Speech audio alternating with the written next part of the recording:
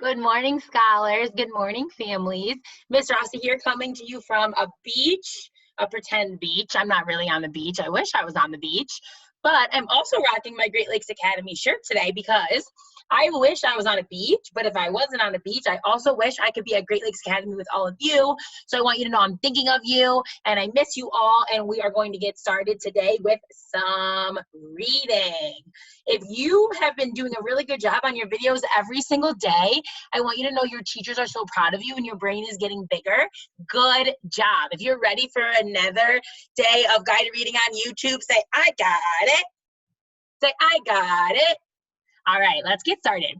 For our brain warm-up today, I have first a shout out for Mr. Cameron Williams in University of Chicago. Let's give Cameron 2 claps and 2 more. Cameron has completed level 14 of Lexia, and he has spent almost 2 hours on Lexia this week alone. Awesome job, Cameron. He's getting ready to go to a 3rd grade level in Lexia, and he has shown so much responsibility and so much endurance in getting all of his Lexia work done every day. Cameron, we are so proud of you. Nice job.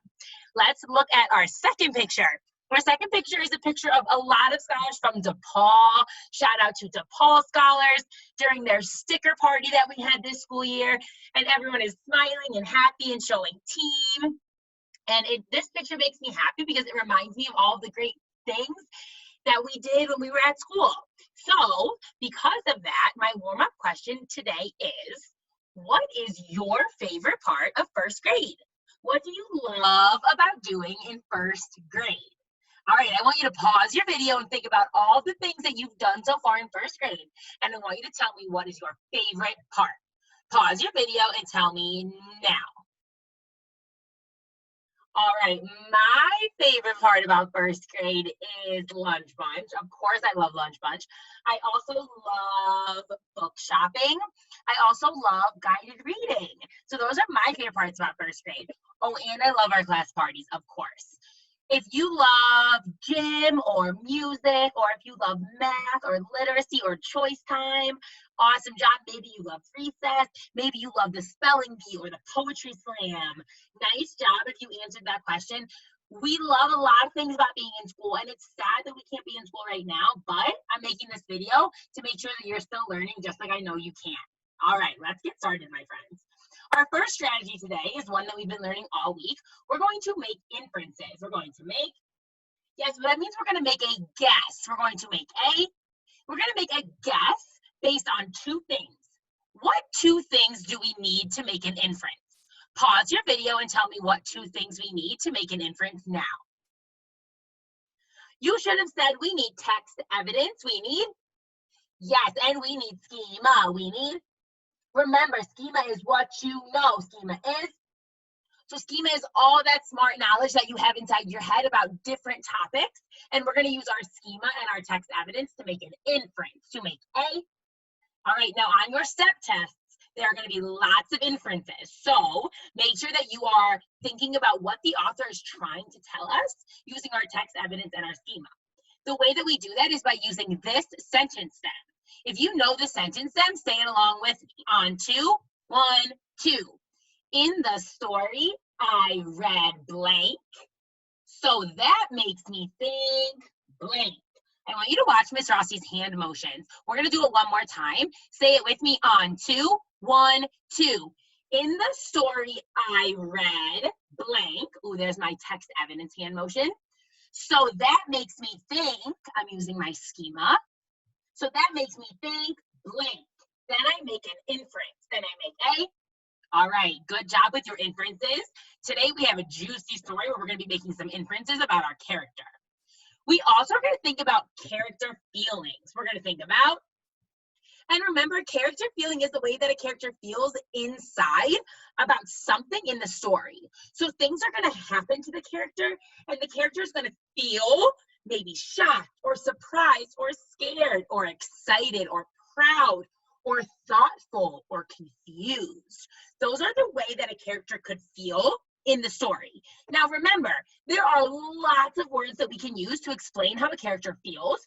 So it does not have to be a word from this list. It could be any word or adjective that we've talked about this school year. We also are going to use our sentence stem for character feelings. If you know the sentence stem, you all should know the sentence stem. If you know the sentence stem, say it with me on 2, 1, 2.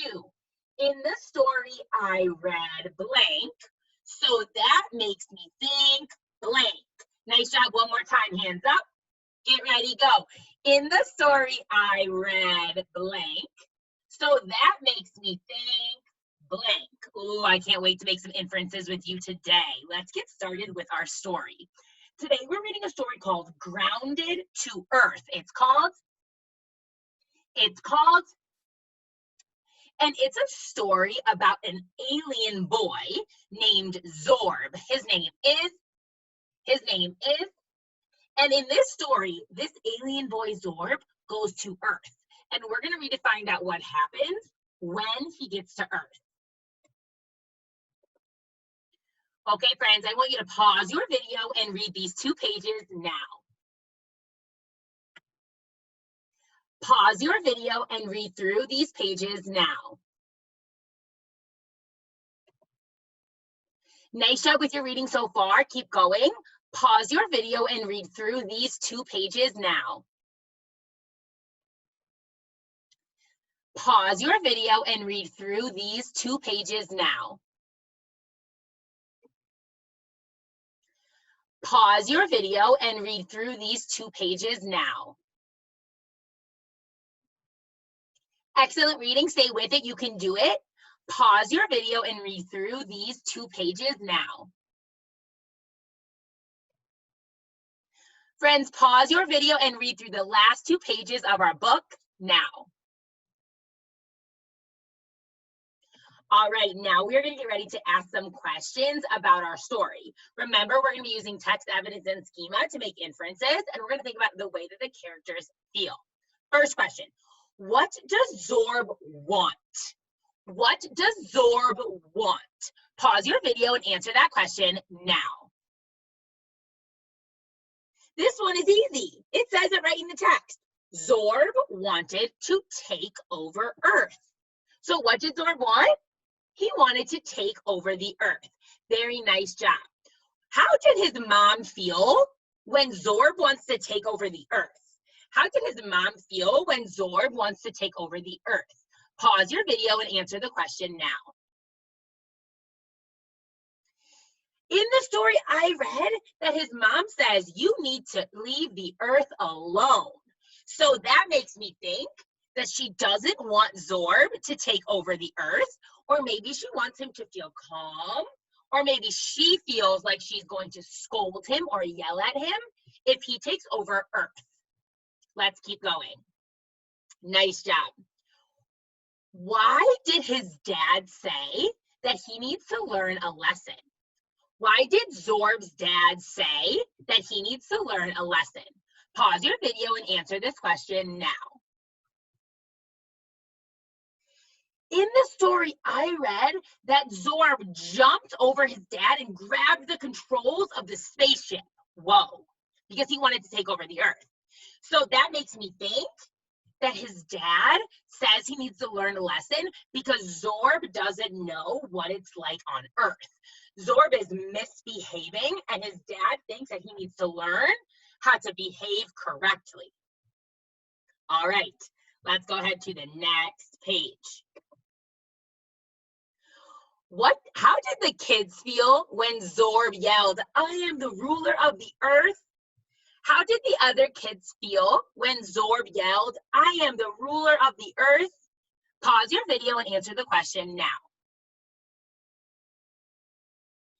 In the story, I read that Zorb yelled, I am the ruler of the Earth, and that the kids started to laugh. So that makes me think, I'm using my schema about what I know about laughing. That makes me think that the kids thought that Zorb was playing a joke, or they thought that Zorb was trying to be funny. They did not think Zorb was serious. Does he look like an alien on these pages? No, he looks like a regular boy. So the kids were laughing at him. They thought he was making a joke. Let's go ahead to the next page. How did Zorb look like a boy? How did Zorb look like a boy? Pause your video and answer the question now. In the story, I read that Zorb was inside a suit that makes him look like a kid. So he had like a costume on or a disguise that made him look like a real kid. But is he a real kid, friends? No, he's just an alien. Very nice job. Why does Zorb say, I have blasters? Why does Zorb say, I have blasters? Pause your video and answer the question now. I'm using my schema to think that I know that Zorb wants to take over the earth. So why do I think that he says I have blasters? Oh, because he wants the kids to know that he is trying to take over the earth. So in the story I read that Zorb says, I have blasters. So that makes me think that Zorb is still trying to take over the earth. Did the kids listen to Zorb on these pages? Yes or no? No, it says they started to play again, so they did not take him seriously. Let's go ahead to the next page. How does Zorb begin to play with the kids? How does Zorb begin to play with the kids? Read page 11 and answer that question now. In the story, I read that he asks the kids, can I play? And he took a deep breath. I want to pause here real quick and say, wow, Zorb must be a great first grade student because Zorb's mom told him to take a deep breath and count to 10. Who else in your life has taught you how to take a deep breath? Yeah, your teachers. All of your teachers have taught you how to take deep breaths. We breathe every single day at school. So Miss Rossi is going to take this time to do one of my most favorite things, and we're going to do some basketball breathing together, okay? So we're going to pause guided reading. We're going to give our brain a little break, and we're going to do some basketball breathing so you can show your families how well you breathe, and maybe you can even tell them about the book with Zorb and how he breathes. So let's get ready to do our breathing. Go ahead and put your hands on your head. Remember, we're going to take 3 deep breaths. So here we go. We're going to pump up our basketball. Get ready, go. And out. 1 deep breath, 2 more. Here we go.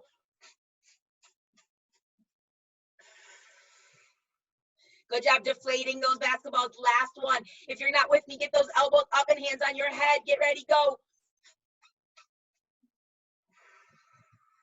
Okay, so we're going to show connection with Zorb because he took 3 deep breaths and we took some deep breaths too. So I know that in the story, he takes deep breaths and he asks the kids if he can play with them. And what do the kids say? They say yes. He's not trying to take them over. He just wants to play with them. Really nice job. Now, how did the kids feel when Zorb plays with them? How do the kids feel when Zorb starts to play with them? Pause your video and answer the question now. In the story, I read that the kids taught him how to play kickball. So that makes me think that they like playing with Zorb, or they're happy or excited that Zorb is joining their game of kickball. If you answered that the kids are happy or excited or they are being kind, really, really nice answers. Let's go ahead to the next 2 pages. Who was watching Zorb play kickball? Pause your video and answer the question now. In the story, I read that Zorb said, Mom, Dad, is that you? So that makes me think that the people who are watching the kickball game are Zorb's mom and Zorb's dad. Nice job if you got that right. Good inferential question. Good inferential question. All right. Does Zorb still want to take over the earth? Pause your video and answer that question now. In the story I read that Zorb said he doesn't want to take over Earth. He just wants to take over the game of kickball. So, did Zorb learn a lesson, friends? Yes or no? Yes, he learned that he really doesn't want to take over Earth and that he likes Earth. In the beginning of the story, Zorb wanted to take over Earth because he thought that he could take it over with his blasters. But at the end of the story, he realized he likes Earth and he doesn't want to take it over. So we had a character change. Watch my hands one more time. We had a character change. We had A, Nice job. All right, my last question is my challenge question or my second grade question. Here we go. What do you think would have happened if Zorb did take over the Earth? I'm going to ask that one more time. Listen to my question. Get ready to use your schema to answer. What do you think would have happened if Zorb did take over the Earth? Pause your video and answer that question now. All right, I hope you used your imagination and gave a complete answer about what Zorb would have done if he took over Earth. Miss Rossi is going to give her answer, so listen closely. I think that if Zorb had taken over Earth with his blasters, he would have gotten to Earth and realized that Earth is really pretty and that the people on Earth are really nice. And then I think he would have felt bad for wanting to take over Earth, and I don't think he would have taken it over. I think he would have started to take over Earth, but then he would have gotten sad and maybe would have felt sad inside that he was taking Earth over, and then he would have stopped. Raise your hand if you think Zorb would have taken over the whole Earth, if he could. All right, some of us think that. Raise your hand if you think Zorb would never actually take over Earth. All right, raise your hand if you agree with Ms. Rossi and think that he might have taken Earth over, but then might have changed his mind. All right, really great second grade questions. Second grade answers too. Nice job. All right, my last slide. It says, I am proud of you. I am proud of you. I'm proud of all of you. I want you to keep up the good work. Excuse me, friends. I know that it's hard doing schoolwork from home. I know that it's hard not having your teachers in front of you and reminding you of the expectations. But I also know that you are all smart. You are a smart first grader. You are a responsible first grader, and you can do it, okay? Keep up the good work.